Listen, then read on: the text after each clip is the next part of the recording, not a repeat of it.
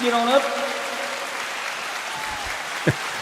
Welcome, everybody, to the Joe Wentz Project TV on YouTube. And this is one-on-one, episode number 1. I figured I wanted to try to do some interviews with some people. And first on the list is Ralph the German Butcher. Ralph, what's going on, man? What's up, bud? How are you doing, sir? I'm really fantastic, actually. Good, man. I'm glad, appreciate you taking the time to be on here, man. This is great. We've been talking about this for a while, and we're just trying to get our schedules lined up to do this. So thank you, man, for being here. Yeah, I know it's an odd time of day, but it doesn't matter.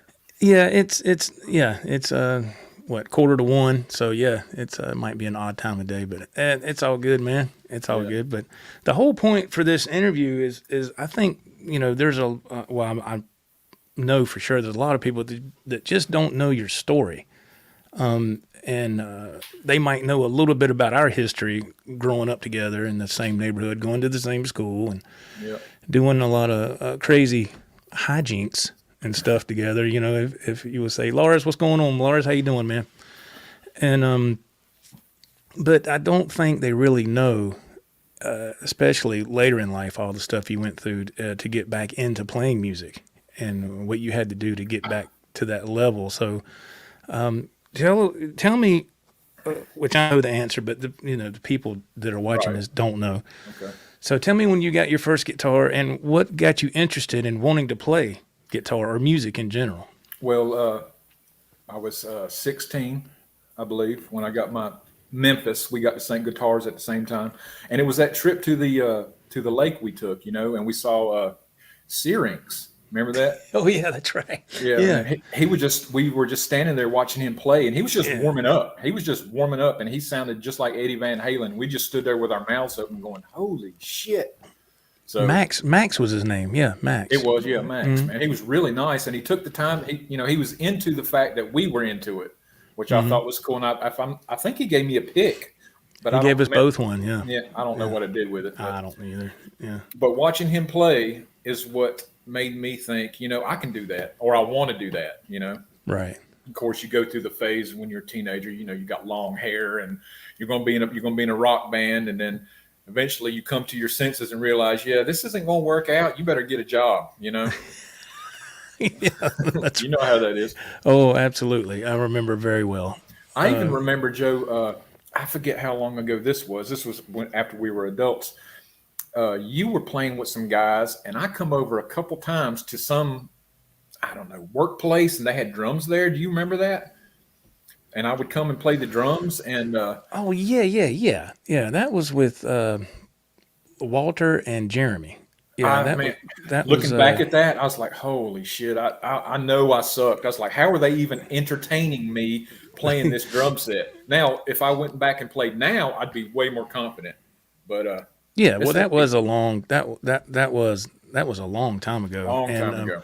They were looking for a drummer at the time, and I talked to Walter and asked him if you could audition, and he said yeah, but nothing ever came of that. No.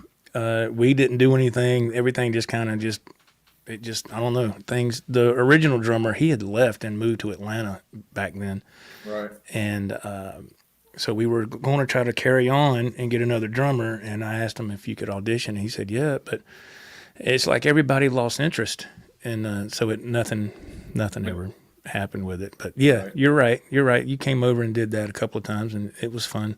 Just really quick, I want to say, hey, Lars Guitars is in the chat, man. Let me give everybody some applause. Mr. Dave Randalls, he says, hey, guys, what's going down? Hey, Dave. Mr. Randall Fisher, he says, I'm glad I was able to catch this, Joe and Ralph. I hope all is well with y'all. Charlie S. He goes, hello, gentlemen. And Charlie also says, Joe, hope you're feeling better. Yes, I am. We'll get into that later. There is an update with that. But anyway. Yeah, I know I kind of jumped ship going to the drum thing. So No. It's okay. However you want to. It's your story. However you want to tell it, man. But yeah, I do remember you coming over. But anyway, we saw the band when we were 16 at the lake. And go ahead. Right. And honestly, Joe, I can't remember playing guitar except the one instance. I remember we would plug the guitar into the stereo in the headphone jack. And we thought that was so amazing. Yeah. Just And to it get a was just, sound out. It was garbage. it was just, Yeah, it was. that was it. And we was like, we have sound. Yeah, you we know, loved it. We loved it. We thought we were rocking, man. we thought we were cool, man. That was and that was with, if I'm not mistaken, that was with some old cheap guitar that this guy at the lake let me have. And it was, I remember the name of the guitar was called a Harmony. And it was Right. one of those like service merchandise catalog guitars that's Right. not worth any money, but we didn't know any better. And we was like, it's a guitar, yay, man. Plug it up to your stereo, and it was just, you pluck a string, and we thought that was the greatest thing in the world. Horrendous, man. It was horrendous. Oh, well, yeah, back then, but yeah, when you look back on it now, it was horrible. But back then, we was like, this is how it all began, so. But yeah, go ahead. So we got the guitars and what happened? I don't really, there's a gap there, Joe. I don't really remember 16, 17, 18. I don't remember playing, but I'm sure we did. And then when I turned 19, I decided I wanted to take a few lessons. Okay. So from this guy, what was his name? Mark. I don't forgot his name, but I took lessons for a year, I think. And really what the lessons pertained of was some scales, and every week I would bring a song. I want to learn this song. I want to learn this song. And he would sit there and pick it out and write the tablature for it. I can't read music, but tablature I can read, and I have a really good ear. I can pick it out if I hear it a few times. And then, of course, from there, like you did, we all played in some bands. I think the last band I was in called Triple X, whatever the hell that means. Oh, okay. Yeah. We even took promotion photos. We went to the YMCA and went to the racquetball court because it was white and really bright, and I wore these blue spandex with jeans on top, and then they were ripped so you could see the blue spandex. And it was. I never knew that. Oh my God! It was in the late How long 80s, early 90s. Oh, okay. I was going to say 1991. When was this? Electric Gypsy Blues. What's up, my friend? How are you doing? Thank you for being here. I never knew that. Wow, I never knew that story. That's wow, that's interesting. So you went and had these little promo photos made, and then nothing what happened? Nothing come from nothing, it. Nothing come of that. Nothing come from it. Okay, but it was fun. I felt like, yeah, we're doing something. We're doing something. Yeah. And there was about a year I played with another band, and I would pack all my shit and drive all the way up to Tryon. I mean, people watching don't know where Tryon is, but it was like 2 hours away. I would do that 2 or 3 times a week. We're going to be big. We're going to make it big. It's called dedication. That's right. Yeah. And of course, eventually, like I said, you got your first child on the way, so your priorities shift. Absolutely. So. Get a decent job. You're not going to make a living at this music thing because everybody was doing it. Everybody was doing it. So, I got a job and I just played, here and there over the years. And then come the day that I had cut my index finger off. And that was a pivotal point. That was a pivotal point. So it's just a little nub that I can't do anything with, Now, what year are you talking when this accident happened? Time frames are so sketchy with me, but I'm going to say, Joe, it was 15 years ago, at least. Okay. And of course, when that happened, I kind of went into a depression, because I was like, oh, it's over. I can't play guitar anymore. And the only reason for that is because when you learn, you have your index finger, and that is. Right. It's the captain, man. It can bar the chords. It steers the ship, man. Yeah. Yes, it does. So yeah, I don't know, for about 10, 12 years, I didn't play guitar at all. I got switched to drums a little bit because I'm thinking, if I can't do that, let's do drums. Which holding a drumstick is still a little bit of a challenge, missing that finger. But I figured it out. And then I met my current wife, Valerie. Okay. About 4 years ago. Right. And she supported everything I did, and she would push me to play. And I would tell her, I said, it's going to sound horrendous. So I would sit in here and try to do a bar chord, but I couldn't make these, your pinky and your middle finger. I could not make them stretch far enough to do a simple bar chord. So it was endless hours of just repetitive, trying to figure out bar chords, and I would do it on weekends during the week, just as often as I could. And it was relentless hours. And I was just determined to figure it out because the knowledge was in here. I just had to get it to come out to the different fingers. Right. But frustration, aggravation, I'd get mad. I'd shut everything off and just cuss, and just week after week, month after month. And a couple years later, it started to come together. I'm like, I can do this. I mean, I know there's other guitar players out there that are missing, part of their fingers. So I'm not trying to pat myself on the back, but it's the drive of music that made me figure it out. Just suck it up and figure it out. So that's what I did. And this is where we are. And thanks to you, Joe, really a big thanks to you as well, for the showing me how to use a DAW and interface, and the video editing and mixing, and all that is so much fun. It's just another creative outlet, It is. It is another. But you're very welcome, man. But see, to get it to work, you had to do the work. I could guide you in the right direction, but you have to take it. And it's like I told you. I said, look, man, there's a lot of people on YouTube. It don't matter if it's guitar stuff or whatever. You can just look and tell if they take the time to put in the work to have a good video presentation. And good audio, and right? Good audio is key, man. And there's just a bunch of channels that don't care. They just, and that's fine. I was like that in the beginning because I didn't know any better. But then as I started watching different channels, I had a back surgery like 7 years ago, and I started watching some different channels, and I was blown away at how good it sounded, the audio quality. I was like, how are they getting that to sound so good? So you started investigating and figuring it out. I did, and I started to. I mean, to be fair, I saw this one guy's channel, and I asked him what he was using to get such a good sound with his guitar, and he told me, and we had a falling out. He got upset with me about some stuff, so that ended that. But he was like, "Don't tell anybody what I'm telling you," and I thought that was kind of odd because you can investigate that, you can research it on YouTube and learn exactly what he was doing. Yeah. And so we just had some miscommunication, and I thought everything was cool because we talked on the phone, but I don't know, it just didn't work out. Anyway, that was the first stepping stone of how to get good audio. So it was because of that guy. And then I quit using that product, and I went to a DAW and started to try to understand how to work a DAW and interface. And that was a whole different thing because I didn't want to do that at first, and I'm sure you didn't either. No. Because you're used to a certain way what's easiest to do. You have to change. But if you want your stuff to sound good, and if you want it to be at a certain level, you have to change. You have to learn, and you have to get in there and do it. And like I said, in the beginning I said I'll show you everything I know. I'm not gonna. Well, it's a secret, man. I'm not. You don't need to know that. Right. That's stupid. And all you can really do is give a basic overview. The rest is I have to figure it out. If you mess something up or just figure it out, man. If you're not an idiot, you can figure it out. Yeah, man. Yeah, a quick shout out to in the chat, man. Scott Shutters, man. Scotty Too Hotty, what's going on? He says Big Joe has been badass axe grinder. Oh yeah, okay, forever.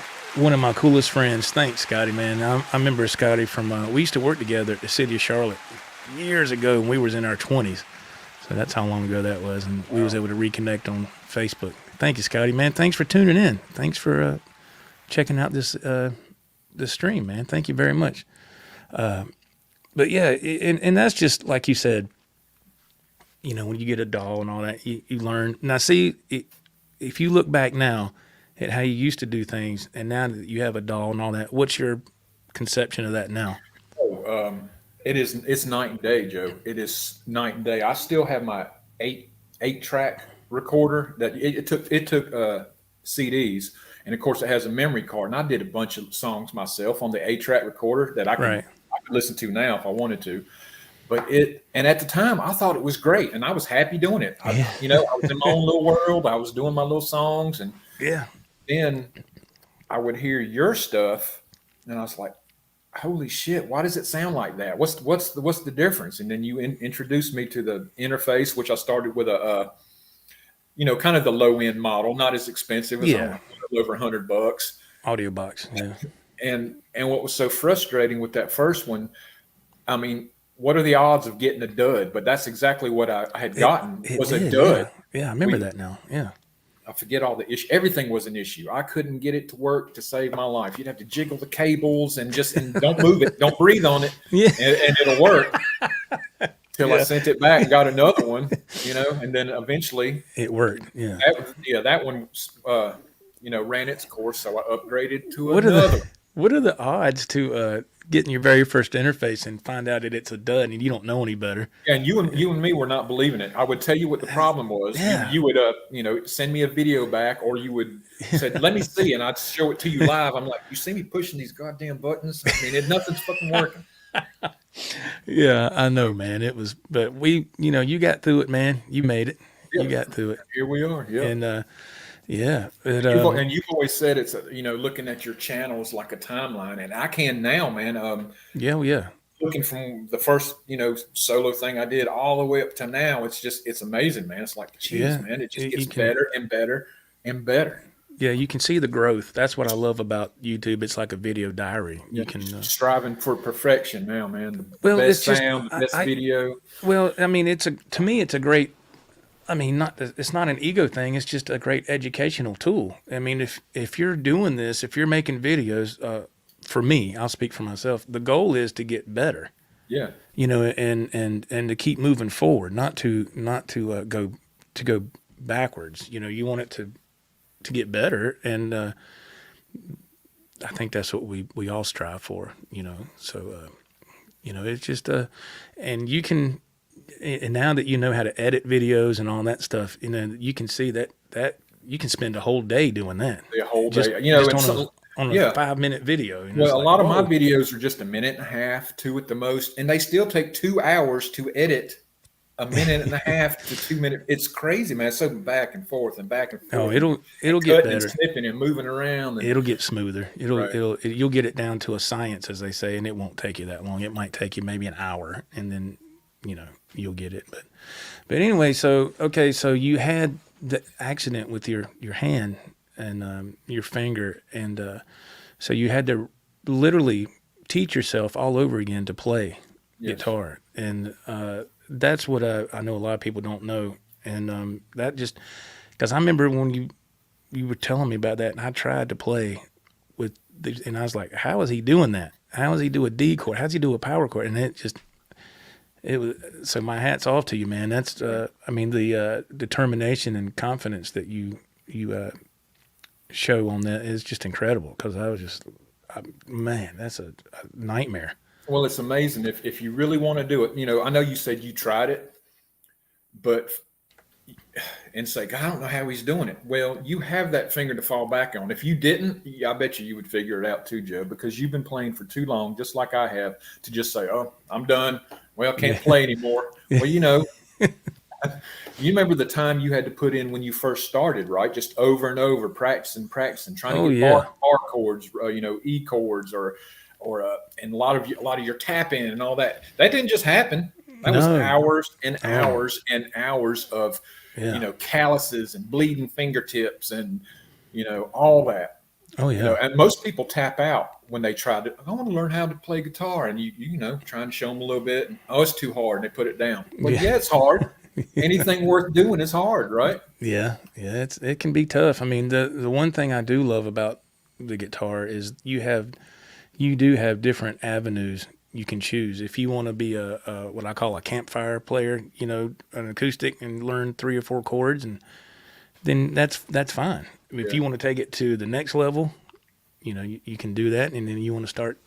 It just depends on what you want. But the thing about music in general, especially playing an instrument, you get out of it what you put into it. Now, with that being said, I will sometimes get on YouTube and see some of these. There's a band, I can't remember the name of them now. It escapes me. There's this type of music that's out now, and these young guys are playing, and they're like doing all this stuff on the guitar. Even Steve Vai made an appearance on one of their videos. Polyphia. Yes, and was playing, and I was like, what are they doing? And it's just like it's impressive, it's cool, but man, there's too much going on. It's just like it's hard to latch on to the rhythm of it. It's just, and I'm like, it's like all over the place, and I'm like you say, it's very impressive. The harmonics and the bend in the neck and just they're all over it. And I'm like, and getting sounds that I've never heard of out of a guitar, it is really impressive. And I watch the videos, but I have no desire to play that way. I just don't. I mean, even if I had on my fingers, I don't want to do that. It's when you listen to their stuff, it's hard to latch on to something. Where's the rhythm at and where's the chorus? It just all mashes together. Yeah, I was. I mean, I get it that people are trying to take the guitar to a new level. I get that because everything's been done to death. Much respect. But man, I listened to some of that last night, and I think I listened to maybe 30 seconds, and I was like, "This ain't for me. This is way over my pay grade, and there's just too much going on." Right. Electric Gypsy Blues, Louis, he says, "Oh man, I'm so sorry, Ralph. I didn't know that all that happened to you." Yeah, man, it's pretty wild, man. When you try to play with three fingers, and what's funny, I don't think most people even notice, Joe, when I put videos out or whatever, and I don't try to harp on it. I'm not trying to get sympathy. I mean, you asked to do the interview, not I don't go around, oh man, I lost my finger, I can't do this. You should check this out. It is what it is. Right. I'm very proud of how far I've gotten. Absolutely. Oh yeah. And I wouldn't have if I wouldn't have the support of my wife right now. She allows me to do this and have, the whole front of the house is a recording studio, Yeah, so, the support system is a huge difference. Whether it be music or whatever, but if you have a great support system, you can accomplish anything that you want. We both know what that's like not having a support system in our earlier years of our lives. That was never there. It was always an issue. It was always an argument, always a fight. And it was like, my God, but now to have that is very nice because, same here, man. Yes. If my wife didn't support me, you wouldn't be seeing none of this, So exactly. She lets me do a whole lot, which I'm very grateful for because a lot of women wouldn't want to deal with it. But you're absolutely let's see, right. We get Mike, is that Shaner? Mike Shaner Music. Hey, how you doing, man? He says, everything on my channel was recorded on a Korg 16 track. It all sounds like crap. No, come on, man. It can't be that bad now. Right. Come on. I mean, don't get me wrong, Mike. I used a Fostex 4-track for years in the beginning, and like I said, it's all this is a learning experience, man. And it's just like I said, you get out of it what you put into it, and if it wasn't for like YouTube and these other channels that I would research and watch, and some of the channels, the content creators were kind enough to go in what they call like a deep dive of how they would do their stuff. How some of them, not all of them, and I would watch that, but they would always like to seem to leave like a couple of key things out. Key things, right? And I'm like, wait a minute, I followed what he said, but I'm not getting that same result. And there's something that I didn't buy that they left out that, well, if you, what is that? If you subscribe to my Patreon, come on, Patreon, man. I'm not paying you for that. And that's stupid. YouTube's a free platform. I don't do that crap. But it took a lot of, as they say, trial and error too. And I'm sure you're seeing that as well on your end with stuff. And every little bit of time that passes, another little door opens up and you're like, oh, I didn't know you could do that. Right. And then, but so now that you're back into music and you're recording songs or recording videos and all that, how does it feel now? Do you still have that fire inside of you that says, man, I can't wait to play the next thing? Or are you kind of like, I can wait a while? No, it's bigger. It's like, if you go for a week and don't play, you just, something feels wrong or something's missing. Oh yeah. Yeah. the videos I do now, where I'm playing all the instruments, I still struggle with doing any lead stuff, anything fast, any kind of tapping, any of that. So what I decided to do was take a song and turn the lyrics into guitar, which makes me feel like I'm doing some lead stuff. Not so, Right. eventually I'll get there, I guess, eventually Right.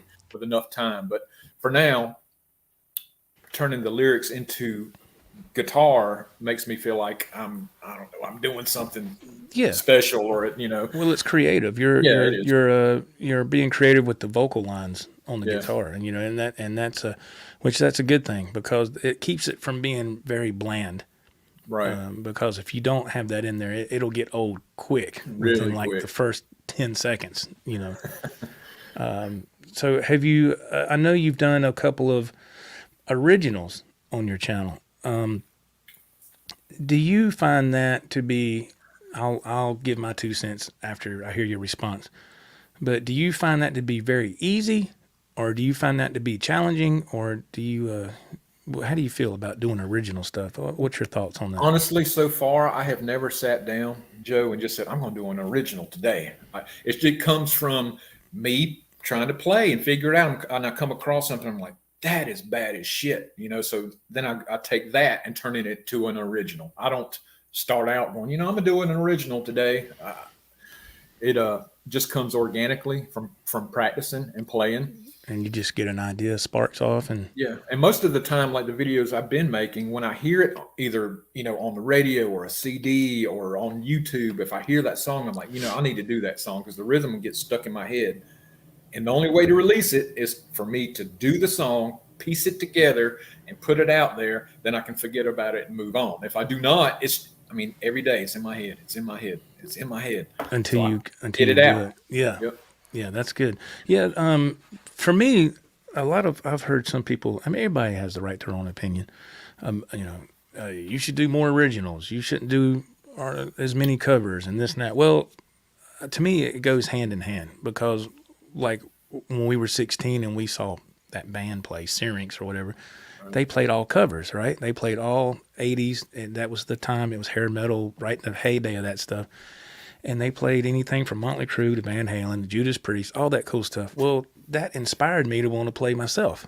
Yeah. So I love to play covers because that's what inspired me to want to be a musician. Yeah, I don't think everybody's going to agree with this, but covers are hard, Joe. When you're trying to copy somebody else's stuff, Yeah. originals, there's no limits. It's your song. You There's can do no whatever you rules, want. Who's really. going to know if you messed up or not? It's yours. You're not meant to Nobody. do that. Nobody. But when you And- take the time to learn somebody else's, you don't have to exactly, but there's certain parameters. You have to hit certain landmarks Yes. so people recognize that, they're doing this song. Right. So I think it's more difficult. It can be challenging. Absolutely. It can be challenging. So I always love to do covers, but there has been times where I've sat down and said, I'm going to do an original today. I'm going to make myself try to come up with something and really just to see, can I do it? Well, yeah, I can do it. And did it happen overnight? No, but I had to learn how to build a song, an intro and a verse and a chorus. And actually there was a few songs I tried to sing on back in the day just to see if I could do it. It's nothing extravagant, but it was just really something good. Those are really good. I appreciate it. I just want to see if I could do it, and just to test myself. And some of those songs I'm very proud of. I wouldn't, they wouldn't do anything now because they were recording on old recording equipment back then. But, but still, I find for me, if I just push myself just a little bit, like I said, another door will open up, and Well, I think what's interesting, everybody's recording process too. Like if you go start with an original, you usually start with the drums. Am I correct? yeah, because I like to keep in time with what I'm doing. I'm the other way. I'll have to do the guitar rhythm that I've come up with first. Now I'll turn a metronome on to keep myself in time because just to play a drum beat and then somehow put a guitar around that is just backwards to me. But to you, it's forward. So Yeah. I just find it interesting how everybody's Everybody's looks at technique, stuff yeah. different and records different, whatever it takes. I mean, I've started some songs with the bass, which was that Rockstar song I did, the We All Die Young or We whatever. All Die Young, it's Yeah. the bass started first. So I did the bass line all the way through, then come back and Right. put the drums to that. So Hmm. every song's different, I guess. Yeah, everybody's technique is different. Randall Fisher, he says all the vids I've done were from my phone. Haven't done one in a long time. We'll be doing one later today or tomorrow. I'm unboxing 4 new guitars. Wow. 4, wow. 4 new guitars. My goodness. Well, congratulations, Randall, on that. That's amazing. That's always fun. Christmas in October, right? Yeah. I always found out for me, if I have a rhythm foundation, like for the drums, it's so much easier for me to stay in time, stay grounded, and it forces me to be a little bit more creative. Now, when I was doing my own songs, that keyboard you see back there, I would play the drums with my fingers, and I would do a rhythm, and I'd say, okay, you want to put a fill right here, have a stop here, and then have a, like, it would go do do do, Right. and then I would do that on purpose and I had no idea what the rhythm was going to be like. I just was building the song with the drums first, and then it would go from there, and it was just. Because I said, well, if it takes me a little bit longer to come up with any kind of rhythm or anything, at least I have the basic, the foundation, which is it's all about time. Your drums, your time needs to be right first. That's the first thing that needs to be That's very true. on the level, because if not, you're going to have little hesitations. There's going to be some missteps, and it's going to be like, oh, that's a train wreck. And that's what happened when I wouldn't use a metronome for the guitar part. I would do a guitar rhythm without the metronome, play it back, get behind the drum set, and try to put drums to it, and it's fine at parts. But then if you're not using a metronome, it speeds up just a hair, or drags out just a hair, and that messes that tiny little fraction of a second. Can mess everything up. It falls apart, and then that's why I say, for me, having the drums down first is the most important thing. There's, like you said, there's other things you can do. You can have a metronome going off in the background or whatever. There's a lot of people that do that, playing with a click, as they say. But for me, it was always fun to have the drums down first and jamming with that, and it just allows me to be more creative. And I don't know, it's just what I've taught myself how to do. But that's what I mean. That's what I find interesting. Everybody's different. Everybody has their own technique, yeah. And same thing with guitars. I say 90% of my guitars are Jacksons, Charvel. I stick to that. I just know what I get when I get a Jackson. I've never been disappointed by one, and it's funny. I can play a Jackson, and it's going to sound one way, and you play the exact. I can hand you that guitar to you, and you play it. That guitar is going to sound like it's a whole different guitar, just because there's somebody different playing it. Yeah, that's true. It's different styles. It's just. It's kind of wild. You can go the same scenario with Guitar Center. You can go in Guitar Center and pick up a guitar and play it, and it's going to sound like you. And then I can go behind you, and it's going to be different. Right. It's just technique, and all that falls down. But yeah, man. So have you? Speaking of guitars and stuff like that, do you kind of?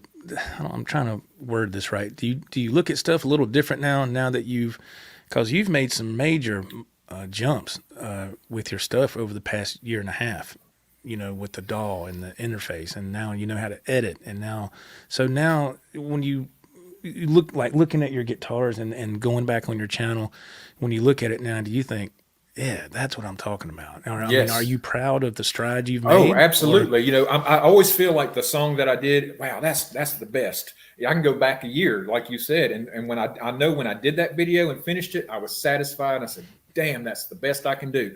Then the next one gets better. Then you're like, now at my latest one compared to my first one, I'm like, holy shit. I just come so far very quickly. So that's a good sign, man. That's a very good sign, because you're putting more time in on the instruments, and you think you can't get any better till your next video, and you're like, oh, wow, that is better. It's so weird to go back on your channel and like I said, even 6 months ago, I've done that, and I went back and I had the same feeling. I was like, I did I did the best I could, and I look at it a year from now or a year back then, and I'm like, yeah, I probably could have done that a little better, man. And my biggest thing, and I want to ask you this too. There's a point to this. Like, let's say there's a song I've always wanted to cover because I want to make a video, right? Mm-hmm. And this used to be my biggest, not downfall, but biggest kind of. It would play with my head. I'd be like, okay, if I can learn the song, I can get the landmarks, stay within the parameters like you were talking about, and make the video, and that's your trophy, right? The video is your trophy. Yes. You get done, you can watch it many times as you want, and hopefully other people will enjoy it. Well, if it's a song that was kind of tough, I'd be like, well, if I can just let me get enough so I can get the video recorded, and then I would get that, and I wouldn't touch that song again for months and months and months, because it like you said, to get something, you got to work hard to get something, right? Yeah. It takes hard work. And I would go back and look at those videos, and I was like, yeah, I could do a little bit better, man. Fruitcake Tony, what's going on, man? Thank you for hopping in and saying hello. Hope you stick around. And so I said, man, I think I could do better. So I would go back on karaoke version where I purchase all my backing tracks, and I would get that song, downloaded again, and I could do it, and it wasn't as hard, because as more time passes, you get just a little bit better. Not that I'm trying to strive to be some virtuoso, because that's not me, but it makes you feel really good when you can hit go that, back and play it, and it wasn't that hard. you're like, oh man, I can do it now. And Steve Vai had a great quote that heard him say one time. He said, when you learn a song, it doesn't matter what the song is. When you get to the point you can play it back to back 10 times and not mess up, then you can move on to the next song. And I thought, holy crap. And I was like, can I do that with any song? And the answer is no. Because there's going to be a little flub up here and there somewhere, what I consider a small flub, Right. But if you look at Steve Vai, that's the reason he's such an excellent player, because he put the time in to get to that level, So that's what I'm saying. I'd go back and look at songs, and I'd be like, that was, I don't know, man. I got the video made. I really don't want to touch that song again. And I was like, you know what? If you played it once, you can play it again. So it might take a little extra effort, but to me, it's worth it, man. So it all just comes back to you, It does. It just you just have to stick with it, and then. So what is that? How you feel as well with that, or do you? Well, yeah, like I know you and me are working on doing something, but practicing the drums. It's like with any instrument. It could be guitar, bass, drums. Well, it's just an instrument. But like the drums, you and I have done so many, 32 cover songs together, I believe. Right. And even this morning I practiced these 6 songs. And not only did they come easy to me, I'm playing them better than we did in the original videos, which I was just sitting there grinning like an idiot, because I was like, hell yeah. I mean, I can tell it's better. I can tell it's smoother. I'm not having to think about it. When it's first started, I was like a deer in the headlights playing. Yeah. That's what I told you the other day. I sent you the message. I said, just play the songs. Just play the songs inside and out, front to back, mix them up. Just keep playing the songs. And because, there was and I know we talked about this before, but just for the sake of this interview, I saw a thing in a magazine when I was in my early 20s, a guitar magazine, and it said there was this ad. I think it might have been for some Guitar Method, something, I don't know. And it said, it had 3 questions on there. It said, how many songs do you know? That was question 1. And I thought, well, I know bits and pieces of some songs. I don't. And it says, the second question said, how many songs can you play? From start to finish? Is that what we're talking about? And then it said, and the third question said, how many songs can you play all the way through? And I thought, ooh, there's the kicker right there. And there it is. And I said, 0. I won't never forget when I was in high school, I went to my cousin's house. He had a party one time, and he had a PV guitar and a little Gorilla amp like what we had growing up. Oh yeah. You remember Jeff, my cousin? Yes. Jeff. And so he's like, man, go get my guitar and bring it out here and play it. And I never was you either. We never were big party people. You know, we never went to party. I just didn't care to do all that. So I got his guitar, and because he kept nagging me, and I set it up in his mom and dad's living room. His parents, of course, were gone because he was throwing a party. Everybody's drinking, you know, the things that teenagers do.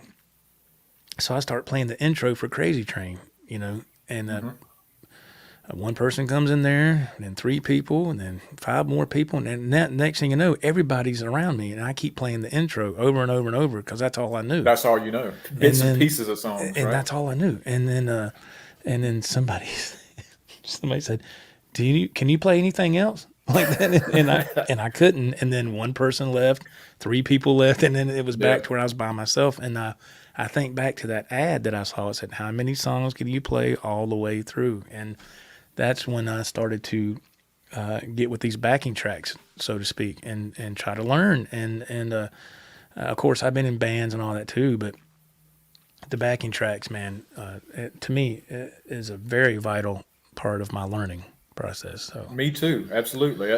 I think those backing tracks that you and me have done made me a better drummer, without a doubt.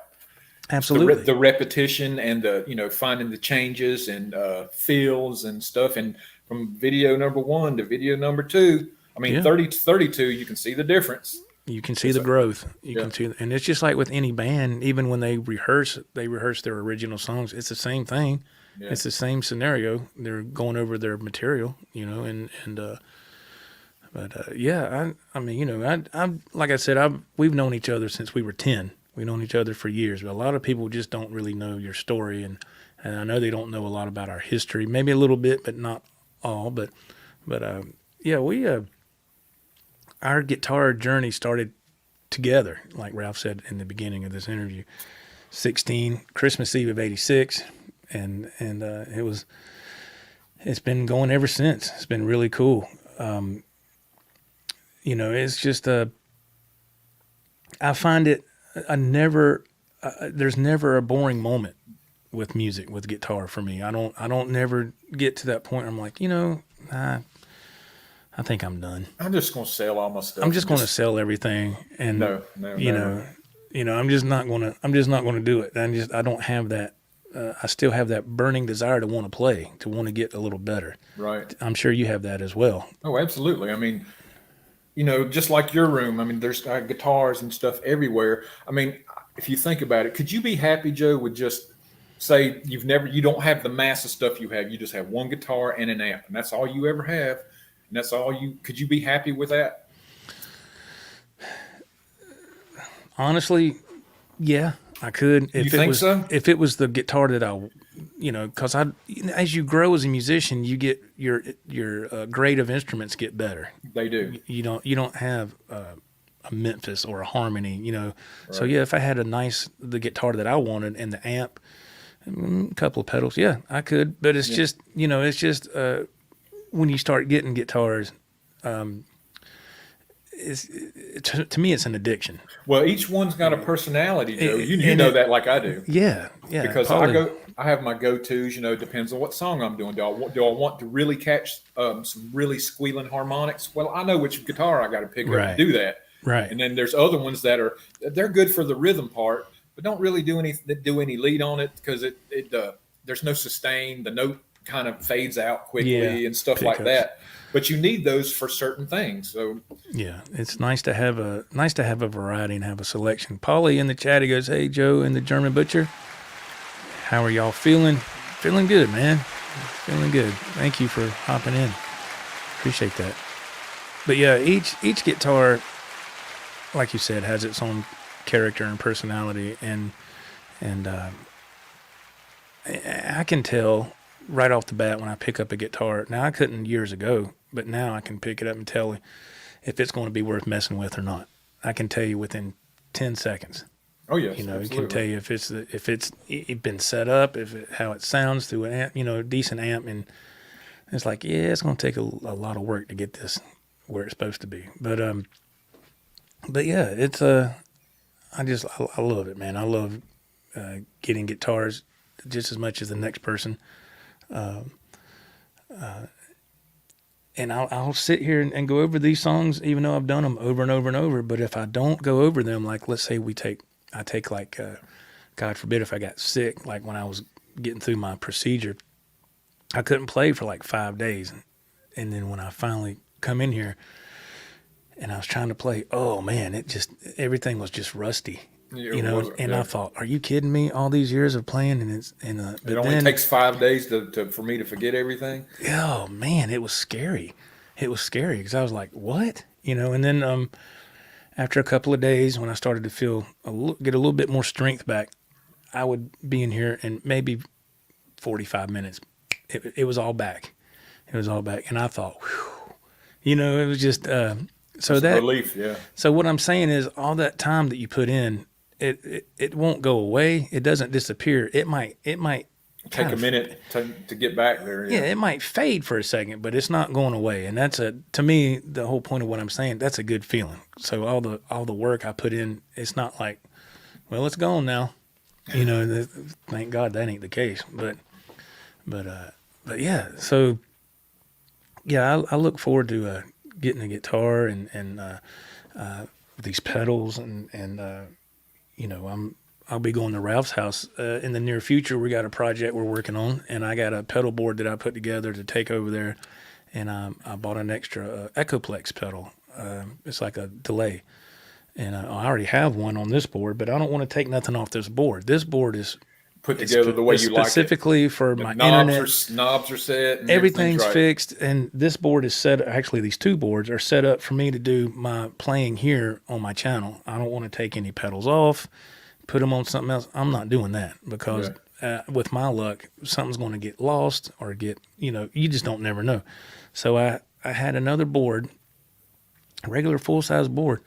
I sent you pictures yesterday, and I had some extra pedals, and I started putting them on, and I said, man, this one delay pedal, it doesn't sound that good. And so I said, the only thing I know that'll do right, I mean, if you want it the right thing, you got to put some money in it. And those Echoplexes aren't cheap. They're $200. And but the delay is incredible. You get that Van Halen 1 album delay sound like that, and it's to me it's worth it. So you made you a little travel board. I did. I made a board so like when I come to your studio, I'm going to get the same tone that I get here, and my main tone is the Zoom G1 Xfour. Well, when I built this board, I think it was last year, I ordered another Zoom G1 Xfour, and I dialed it into my favorite tone. I dialed it in and saved it. So those two devices, they sound the exact same.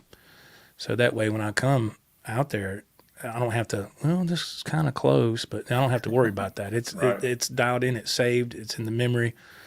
But yeah, so I built that other board so, I can get the same tone and features as I do here, which to me is worth it because I'm sure there's other musicians when they go on to do shows, they probably have certain pieces of gear that they don't take out, that they leave home, and use it for their home use, so yeah, man, yeah. But yeah, I just love playing, man, and I'm glad we was able to reconnect and start playing again, even though it was with this virtual way.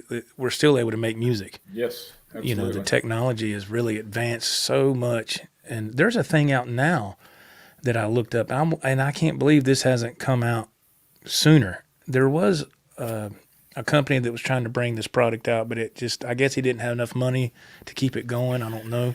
But I can't remember the name of this product. I saw a guy do a YouTube video on it last week or a week before.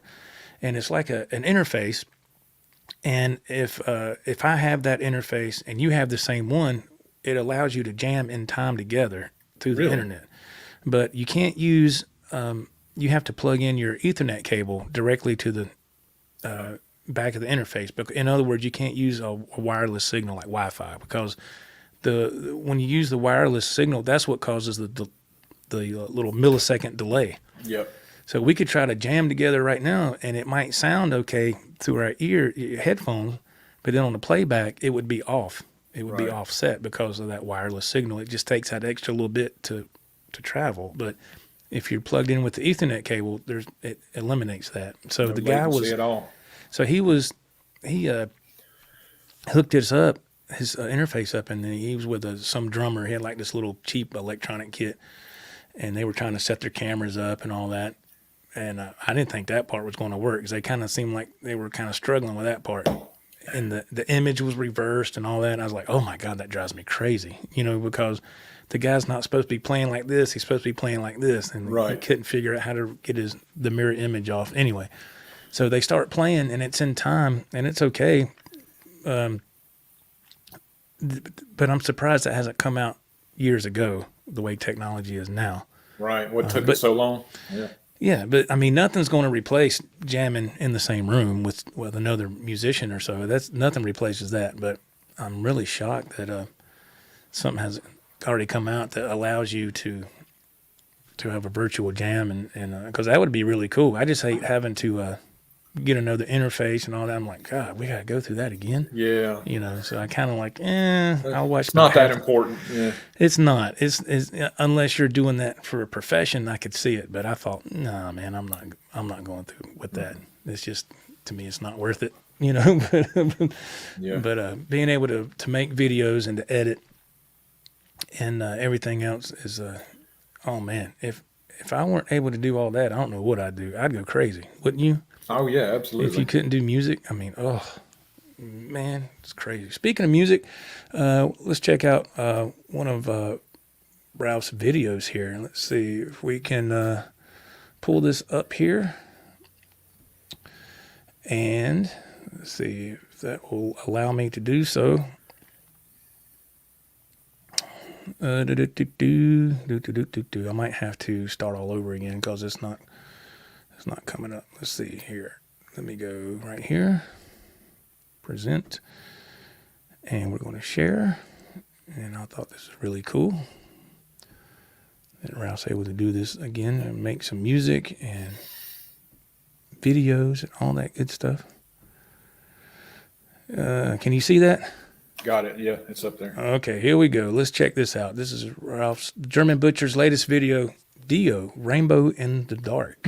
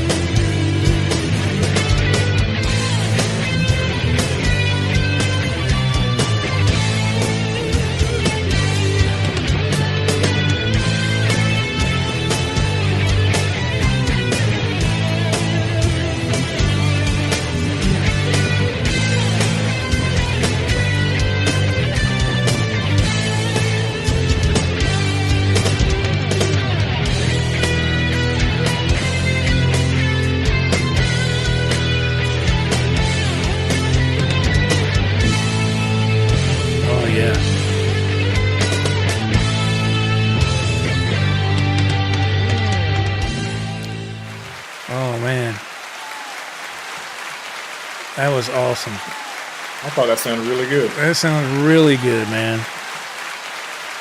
It's fun to get all that to piece together like a puzzle. Yeah, that was awesome. This old stoner, what is going on, man? He says, hope everybody's having a great day. This old stoner, how you doing? Oh, there's Val, German Butcher's wife. He says, I have a challenge for all you guitar players to even try and understand how Ralph had to relearn playing guitar. Try and play your guitar without your index finger on your left hand. Yeah, I tried that. I can't do it. It's impossible. I cannot do it. I even considered trying to relearn guitar for my left hand. Oh my God. I considered it and I tried it and I'm like, that's going to be a longer road to hoe than working with what I already got. Yeah. Oh, I thought that went through my head too, and I was like, is he going to try to? I did. And I was like, man. Because I was that frustrated at first. It sounded like such garbage. I'm like, left hand can't sound too much worse. No. But it did. It did. But look where you're at now, man. That's right. German Butcher's wife says, that is how he plays. Blows my mind how talented he really is. That's right. Very, very talented man. And to be able to come back after an injury like that and to still pursue forward is very respectable. I mean, it's man, because I was like, I remember when you told me all those years ago that when you had the accident, and I said, well, it's over. It's over. He won't, right. Because I thought if that happened to me, I would be like, you know what? What am I doing with this stuff? What am I doing? Yeah. Why do I even have it? So I totally can relate to what you're saying. Let's see. Old Stoner, he's got something to say here. I was sub to a guy that lost all of his fingers and still played. And I seen somebody do that, but they played with their feet, with their toes. And I was like, well, how in the world do they do that? I follow a guy that he's missing his hand. It's just a little nub.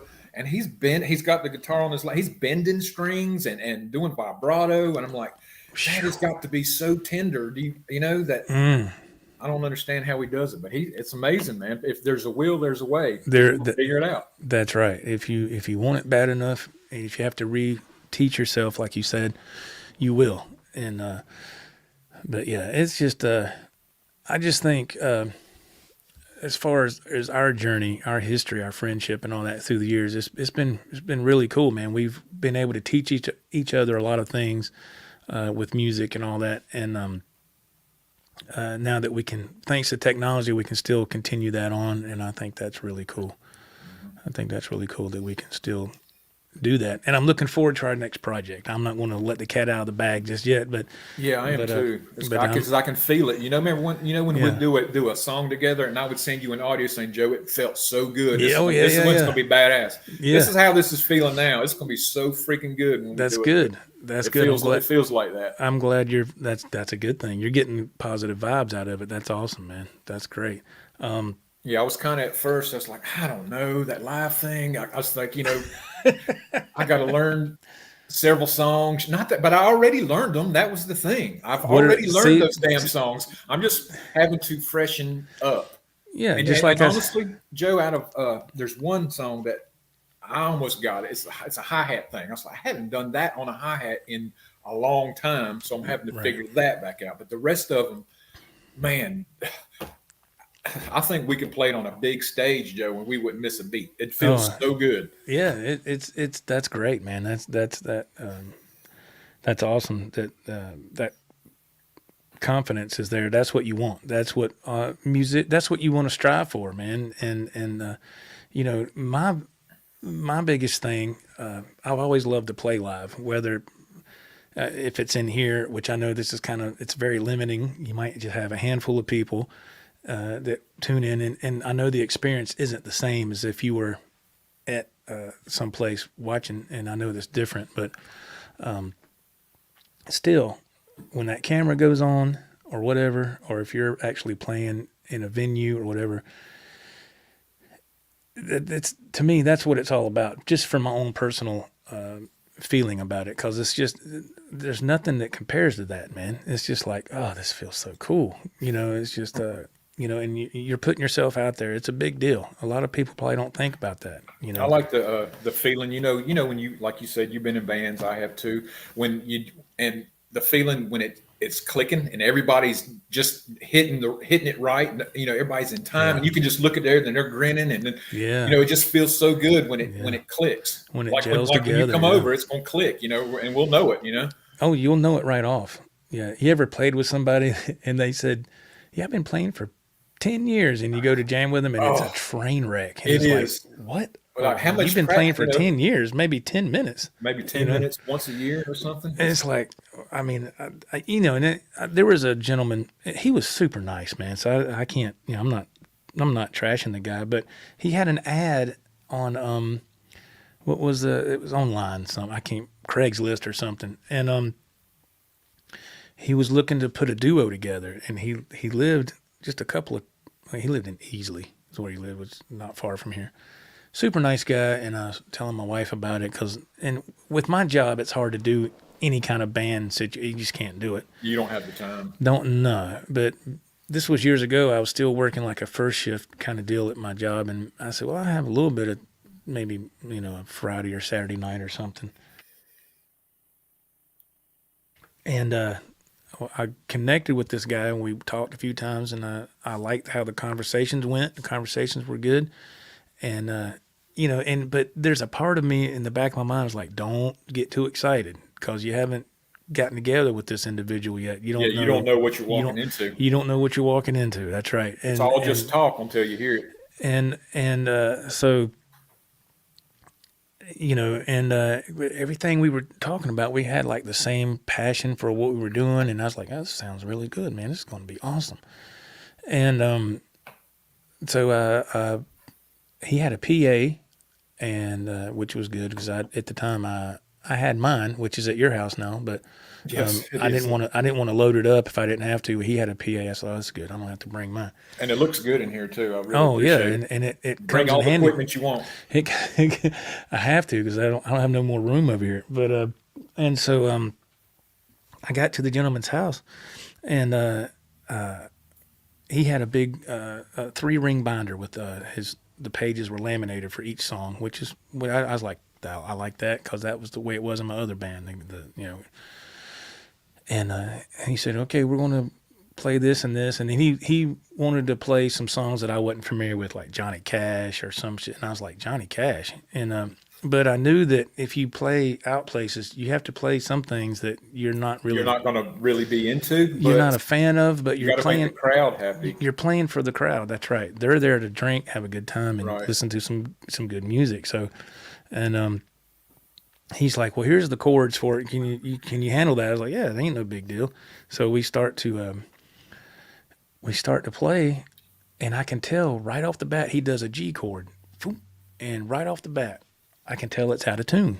It's out of tune, and he just got finished tuning it. He's got a That's clip a touchy subject. If you're going to tell another guitar player, man, you need to tune up. Well, I can't help it because if he's a real musician, he's not going to get mad at me saying that. He's going to. I shouldn't have to say anything. He should have caught that right off the bat. You would think so. Yes. If his ears are up to par, he should have said, "Whoa, wait a minute, hang on," But he tuned it, and I was watching this tuner, and it said each string was in tune, and I said his intonation is off bad, and it was an acoustic. So he does it, and he hits the thing, and we go through the song, and I got done. I said, man, it's out. He goes, what's out? I said, your tuning. It's out. He goes, no, it ain't. I said, yeah, it is too. And I said, hit a G chord, and he did it, and I hit one. I said, listen. I said, you hear that wobble? How it's not? And he didn't seem to care for that too much. And that's what I'm saying. Man. And I knew then. I said, well, this ain't.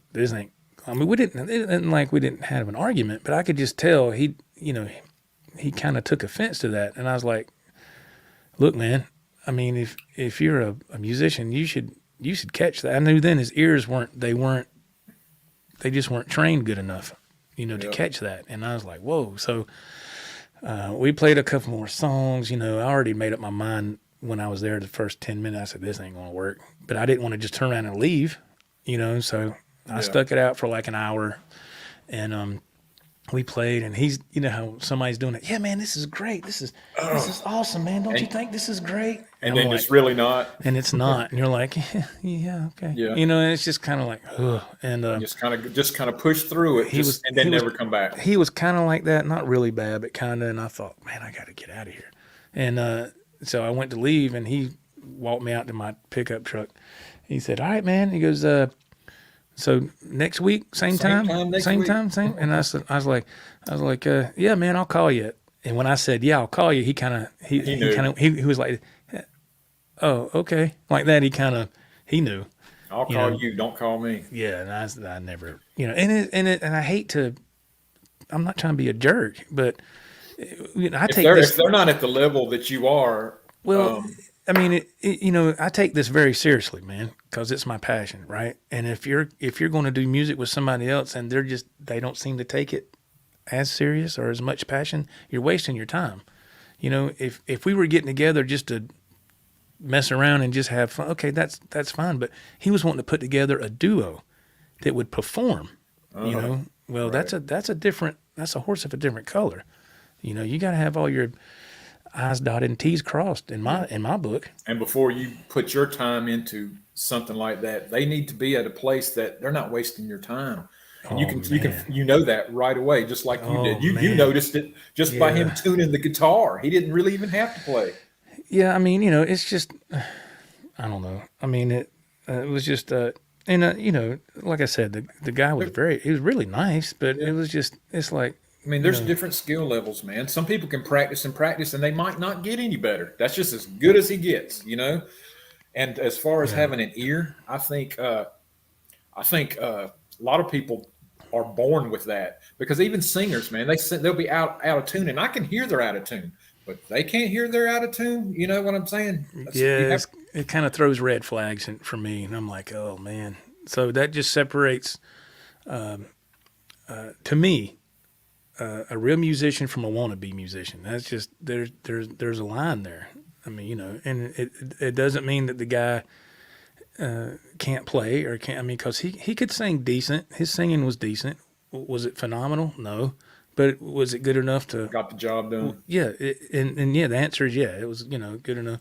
But you know, but you're right. I've found, for me, if you can be lucky enough, and I say lucky enough for an important reason, if you can be lucky enough to jam with somebody that's better than you, that is on a better skill level, man, I'm telling you, that is a good thing, because you have to bring your A game. You're going to bring it, man, because, and the or second you're going to be wasting his time. Yeah. Well, yeah, but if you can show that, you know, oh, okay, I gotta pick it up a notch. I gotta pick it up a notch, and they'll see that right away. But the other good thing is you can learn a lot too. When I got the last band I was in, all those guys were Class A players, man, and that's no joke. They were freaking good, man. And I was okay, but I was kind of like, you know, I don't know, but and I had to bring my game, man. I had to bring it up a notch, like you said. I had to, and and they saw that I was finally getting to their level, and it was it turned out to be a great experience. That's one of the best memories of my life, was being with that group of guys in that band, and because it was fun. Like you said, you could look over at your bandmates and everything's clicking, and everybody's like, yeah, we're in the groove, and it was great. And so when you find that, it's just hard to find. It is. It's hard to find, because there's a bunch of wannabe musicians in the Greenville, Spartanburg area. There's a bunch of those that, you know, I've been playing for so long. Yeah, okay. All right. You know, it's just horrible, man. But let's see, this old stoner, what does he say? He says, you have to play with someone who challenges you to be better, and vice versa. That's right. Hey, Miss Janice Lawler, how are you doing? Thank you for popping in and saying hello. I hope you're doing well today. We're doing this interview here, one-on-one, episode number 1 interview with the German Butcher, Ralph the German Butcher. He was kind enough to join today, and we just kind of went over his story, if you will, how he got into music, and how he persevered over an accident where he could still play guitar and write songs and make videos and play all the instruments, which is an amazing thing. I mean, it just blows my mind. I'm just glad he was able to come back from that, and things worked out. I think it's great. Mr. Randall Fisher, he says, Joe, you and Ralph need to get that bass player that was at Guitar Center when you were there the other day. Yeah, actually, I did. His name was Patrick, or is Patrick, and we communicated a couple of times through text. He's really nice, and he's actually a very, very good bass player. I sent Ralph a yes, link. he was really good. And he was really good, man. No, and I don't know. When you start bringing in other people into the mix, that's when you run into scheduling conflict. Even when it's just two people. Like, so Ralph and I are trying to schedule something, and the only reason it's going to work for me right now is because I'm not working. I'm getting ready to have a surgery in 3 weeks. My second surgery is in 3 weeks. And so when that happens, I'll be recovering for another month and a half. But hopefully we can get this done before the surgery. I hope we can get together and do what we want. But when you bring somebody else in, there's nothing wrong with that.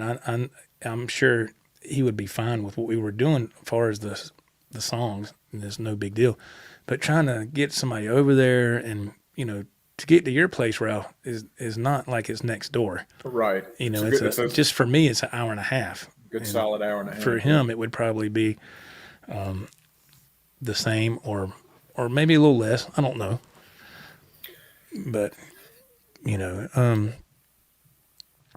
let's see. So when we get together, we got to make it worthwhile because it's a drive, Yeah, we can't just get together at the drop of a hat. Roadie's Jam Cave, he goes, how y'all doing, Joe and Ralph? How you doing, man? Thank you for being here.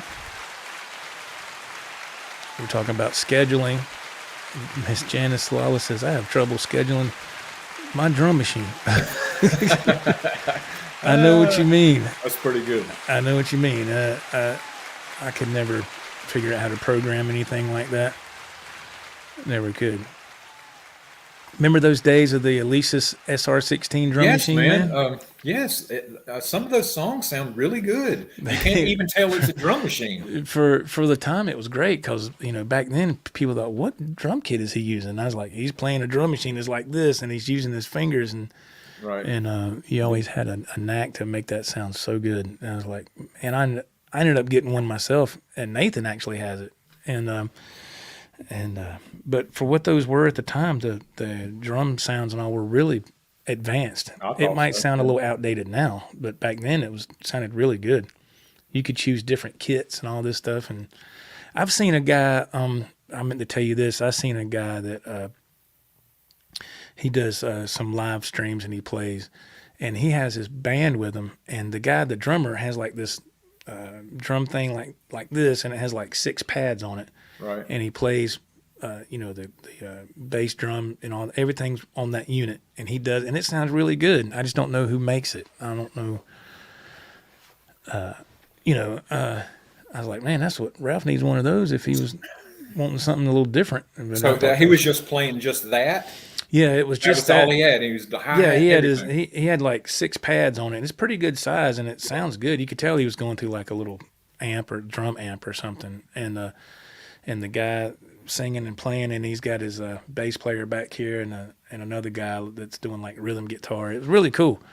But yeah, he's a young guy. He's probably in his late 20s, and but they get on there and play, man. They got their stuff together. They got it together, and I was like, man, that looks like it'd be so much fun, So they're doing good. But yeah, so. Okay, we have hit our 1 hour mark. Ralph, is there anything you'd like to touch on that we didn't talk about, or is there something you'd like? I think we covered it. If you have another question, I'm sure I probably left some stuff out, and after this show's over, I'll remember. I should have said that. I think I got it all out.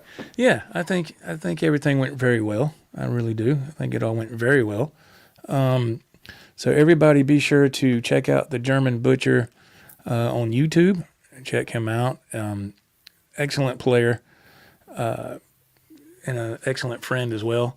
So thank y'all for tuning in. I really appreciate it. And we'll see you again next time. Thanks for sticking around. See you later. Bye-bye.